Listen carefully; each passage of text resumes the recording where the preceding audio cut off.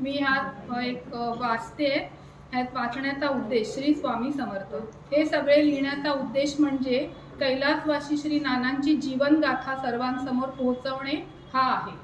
कैलासवासी श्री नानांचे वैभव व राजेशाही थाट सर्वांनी पाहिलाच आहे, पण त्यामागचे कष्ट, मेहनत व मेहनतीचे फळ त्यांना कसे मिळत गेले हे सांगणे आम्हाला आमचे कर्तव्य वाटते. हीच आमची श्रद्धांजली आहे. कैलासवासी म्हणणे तसे आम्हाला योग्य वाटत नाही, कारण ते आमच्यासोबत आमच्या मनात कायम असणार आहेत. त्यांचा आशीर्वाद आमच्या सर्व भावंडांवर, नातवंडांवर कायम राहणार आहे. आमचे नाना पेण येथील वाशी गावात 7 भाऊ व 3 बहिणींसोबत राहत असत. एकत्र कुटुंब पद्धती होती. चुलत काका व भावंडेही सोबत राहत असत. आजोबा सोनारकाम करीत असत, पण तेव्हा कुठे कोणाकडे कान टोचणे व इतर छोटी मोठी कामं मिळत असत. कान टोचायला कधी आजोबा डोंगरावर जात असत. येताना शिदा घेऊन आले की घरात सर्वजण त्यावर निर्भर असत. वडिलांचे हे कष्ट पाहून 4थी-5वी पर्यंतचे शिक्षण घेऊन नाना सदरा व लंगोटीवर वयाच्या 12वे ते 14व्या वर्षी घरातून एकटे बाहेर पडले.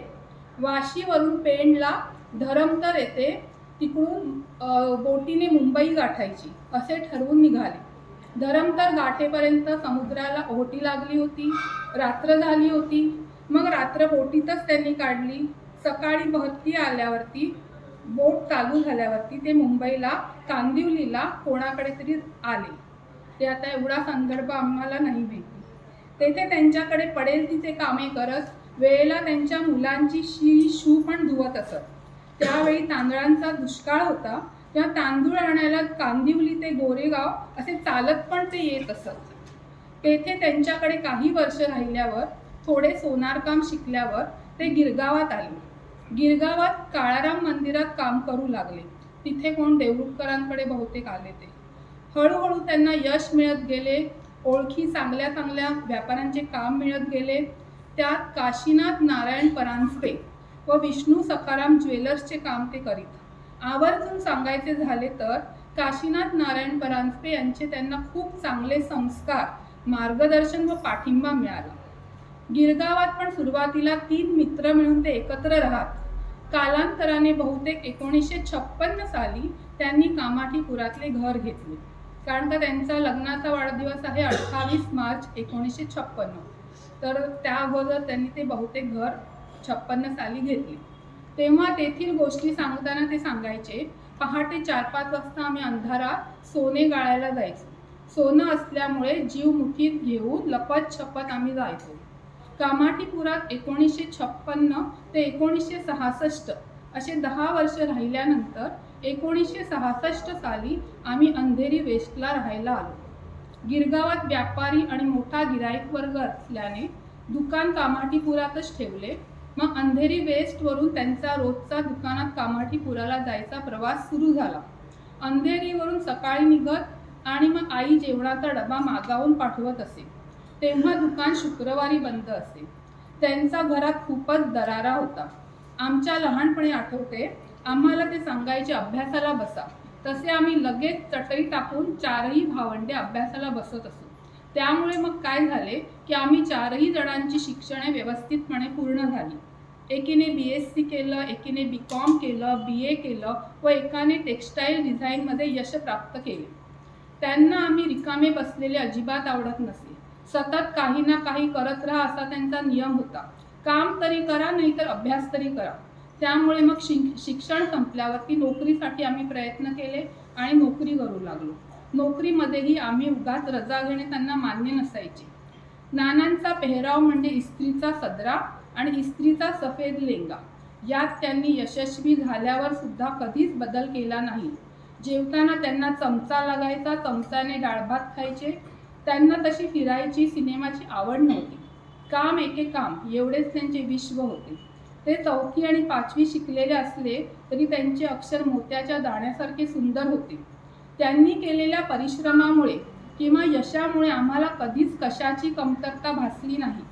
शाळेत घेऊन जायला आणि आणायला नोकर होते.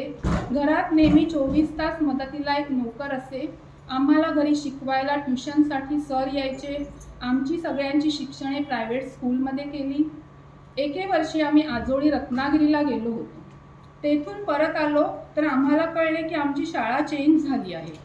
आम्हाला आता नवीन शाळेत जायचे आहे. 8वी आणि 10वीचं ते वर्ष होतं. पण आम्ही निमूटपणे मग आम्हाला नवीन शाळेत जाणे भाग होते. यामागचे कारण असे होते की आम्ही अंधेरी वेस्टवरून अंधेरी ईस्टला राहायला जाणार होतो. वर्ष होते 1978. ऑगस्ट सप्टेंबरच्या सुमारास आम्ही अंधेरी ईस्टला इथे विशाल अपार्टमेंटमध्ये ह्या नामांकित सोसायटीमध्ये शिफ्ट झालो. त्यावेळेस या सोसायटीमध्ये हा विशाल हॉल होता. इकडे आनंद बाजार होता. आनंद बाजार म्हणजे एक मोठे डिपार्टमेंटल स्टोअर होते, डीमार्ट प्रमाणे.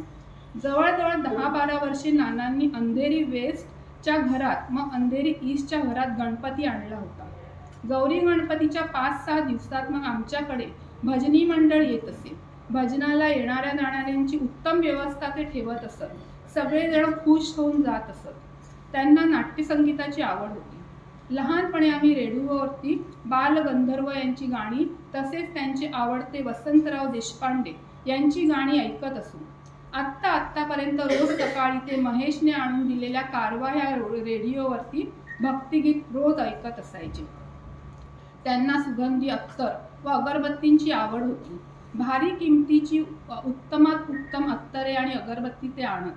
त्यांच्या कामाचे मार्गदर्शन खूप जणांना मिळाले. त्यांनी कित्येक जणांना आपल्या हाताशी धरून व्यवस्थितपणे मार्गी लावले.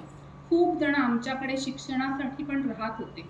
नानांना तसे कोणी ना कोणी असलेले आवडायचे आणि आई पण त्या सर्वांचे प्रेमाने करायची.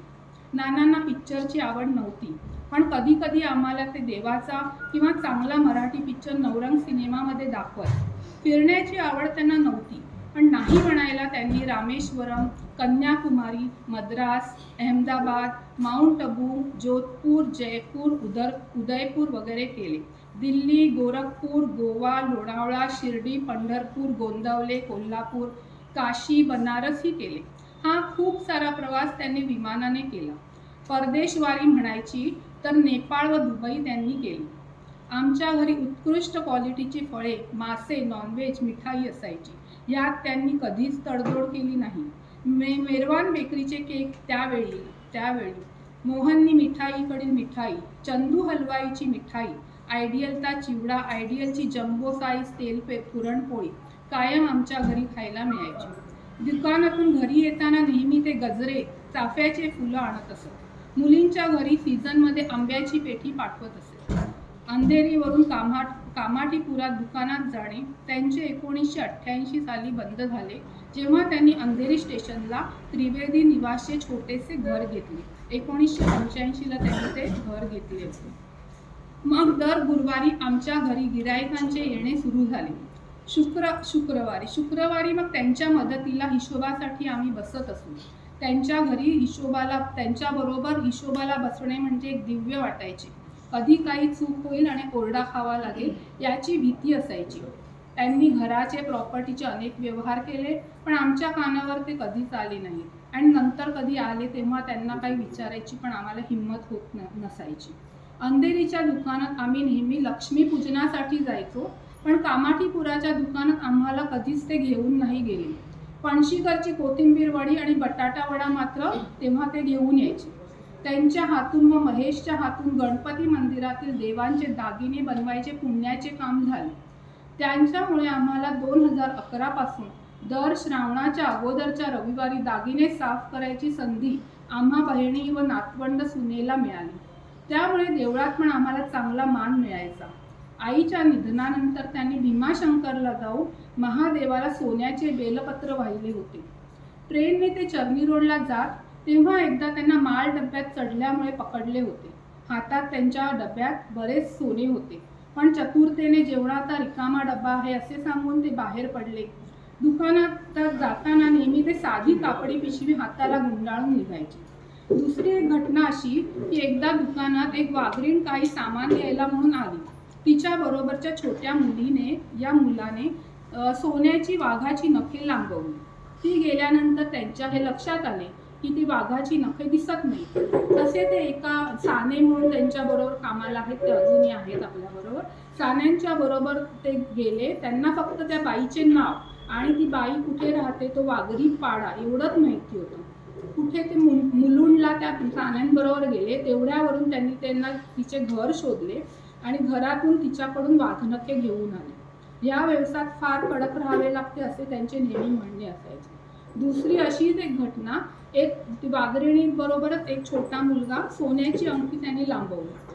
महेशने हे मला सांगितले. तो सांगत होता की सोन्याची अंगठी गरम करायला त्यांनी घेतली आणि ते बाकड्यावरती अशीच ठेवून ते विसरून जेवायला घरी गेले. आणि जेवून आल्यानंतर महेशला त्यांनी विचारलं, अरे इथे मी अंगठी ठेवली होती, कुठे गेली? तर महेशला त्यांनी विचारलं, कोणी आलं होतं का? तर महेश बोलला, हा ती वाघरीण आलेली. तर त्या नावावरून त्या वाघरिणीच्या घरी जाऊन तिच्याकडून पण त्यांनी सोन्याची अंगठी परत आणली. त्यांच्या हातून बराच दानधर्म झाला. कित्येक लोकांना त्यांनी राहायला आधार दिला, गरजूला पैशांची मदत केली. त्यांचे आशीर्वाद आम्हाला मुलांना त्यामुळे मिळाले. ऑगस्ट 2014 पर्यंत त्यांना आईची साथ मिळाली. मग नंतर मात्र ते केअरटेकर सर्वंट यांच्यासोबत राहिले. नातवंडांना राहायला आल्यावरती ते रात्री भरपूर पावडर लावत, खाली घेऊन जात, आईस्क्रीम खायला देत आणि मग पावडर लावता लावता नातवंडांना प्रेमाने धपाटे घालत. एकदा 7-8 वर्षापूर्वी आमच्याबरोबर ते वाशी गावाला आले होते. येताना टॅक्सीमध्येच ते बेशुद्ध झाले. त्यांना डायरेक्ट मग आम्ही हॉस्पिटलमध्ये घेऊन गेलो. 2 दिवसांमध्ये बरे झाल्यावरती ते तेथून अक्षरशः पळून आले. पूर्ण वॉर्डमध्ये त्यांनी घरी जायचे म्हणून नाकेनऊ केले होते. तेव्हा एकदा आणि दुसऱ्यांदा मोतीबिंदूच्या ऑपरेशनच्या व्यतिरिक्त त्यांच्यावरती हॉस्पिटलमध्ये जायची वेळ नाही आली. ते स्वतः नीटनेटके राहत व आमच्यासाठी पण चांगले चुंगले कपडे, दागिने घालायला लावायचे. खोटे दागिने घातलेले त्यांना आवडायचे नाही, म्हणून आम्ही कधी खोटे दागिने घातलेच नाही. आम्हालाही कपाळावरती कुंकू, हातात बांगड्या घालायला सांगायचे. संध्याकाळी 7च्या आत मात्र घरी येणे हा त्यांचा दंडक होता. महेश त्यांचा जीव की प्राण. तो गिरगावात कामासाठी गेला. रात्री उशीर झाला तर हॉलमध्ये येऱ्याधऱ्या घालत तो जोपर्यंत यायचा नाही तोपर्यंत ते झोपायचे नाही. अंधेरीच्या दुकानात ते पूर्व कालापर्यंत जात होते. 2018 ते 2019 साली दुकानात ते एक दिवसाआड किंवा हाफ डे जायचे. हळूहळू त्यांना जमिनीवरती मांडी घालून बसून काम करणे अवघड होऊ लागले. काम तर खाली बसल्याशिवाय होणे शक्य नव्हते, म्हणून मग करोनानंतर त्यांचे दुकानात जाणे बंद झाले. करोनामध्ये त्यांना व्हॅक्सिन वयोमानामुळे देता आली नाही, पण तेव्हा त्यांना साधा सर्दी खोकलाही झाला नाही. देवाने त्यांची त्या काळात चांगली काळजी घेतली. 2021 साली एक दिवस आम्ही त्यांना छोट्या जावयाने गाडी काढली आणि त्यांना आम्ही ठाकूरद्वार, कामाठीपुरा, विष्णू सखाराम ज्वेलर्स तिकडे सगळीकडे आम्ही भटकंतीला घेऊन गेलेलो. त्यांना दाखवलं की नाना तुम्ही इथून आमच्यासाठी केक आणायचे, इथून तुम्ही चिवडा घ्यायचे, इथून तुम्ही. आणि मग विष्णू सखाराम ज्वेलर्सच्या तिकडे आम्ही शोधत होतो दुकान. तर त्यांनी दुकानातल्या त्या मालकाने बघितलं की खाली कोणतरी शोधते. तर ते स्वतः धावत धावत खाली उतरले. अरे नाना तुम्हाला ते ओळखून नानांना वरती घेऊन गेले, स्वहस्ताने वरती घेऊन गेले, सगळ्यांना चहा पाजला. तेव्हा नाना मग खूप खुश झालेले. घरात येणाऱ्या प्रत्येक व्यक्तीला त्यांना पैसे द्यायचे असायचे. आम्ही बहिणी भेटायला गेल्यावर पण नेहमी आम्हाला ते पैसे, नारळ, फुले द्यायचे आणि परत कधी येणार विचारायचे, लवकर या म्हणायचे. आम्ही 4 भावंड आणि सुनबाई आपापल्या परीने त्यांची काम करायला भेटायला यायचो. लहान व मधली मुलगी नोकरीमुळे रविवार किंवा सुट्टीच्या दिवशी येऊन भेटून जायचो. महेश, सौ नैना आणि सौ वनिता नेहमीच त्यांच्या पाठीशी उभ्या असायच्या. सौ नैना व वनिता नेहमी त्यांचे खाण्यापिण्याचे लाड करायच्या. यामध्ये अजून एक सांगणे असे की ह्या सर्वांमध्ये त्यांच्या जावईंचा पाठिंबाही असायचा. मोठे जावई श्री संजीव मळेकर, मधले जावई श्री अमृतराज, लहान जावई श्री वीरेंद्र सिंग यांच्या सहकार्यामुळे मुलींना त्यांची सेवा करणे जमले.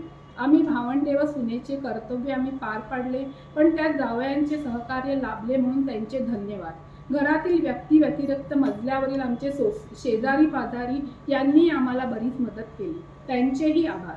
कधी टीव्ही नाही चालला तर शेजाऱ्यांना ते बोलावून आणत. कधी एकदा शेजारी चहा पण त्यांनी मागून घेतला होता, तेव्हा त्या सर्वांचे खूप आभार.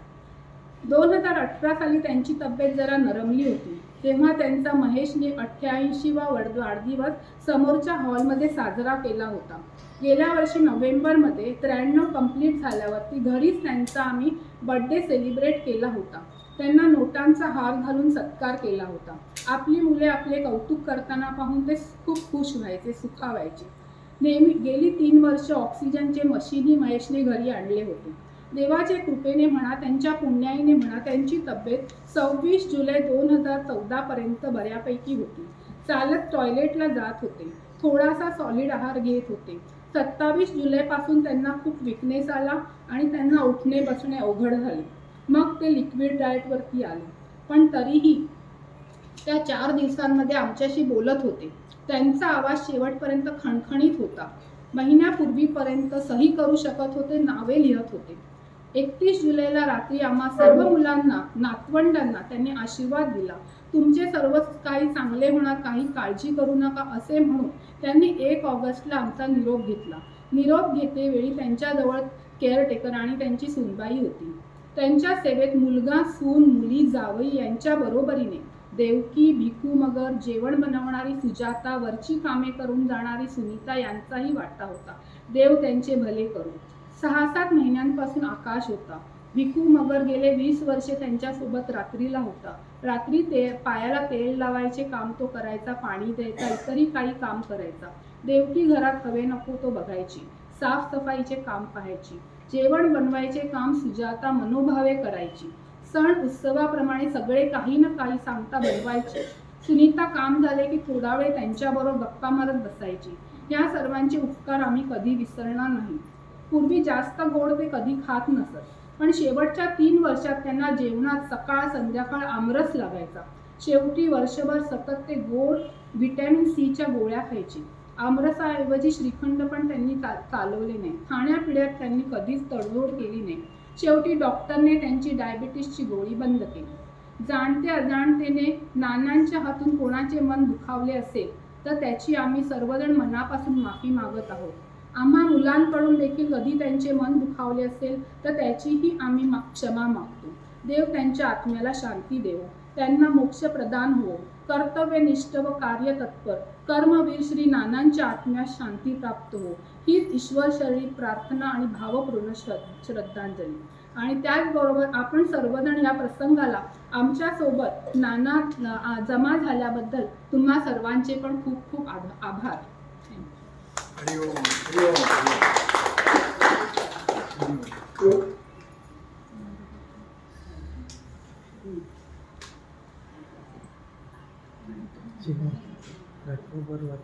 नाही तर ओला करा.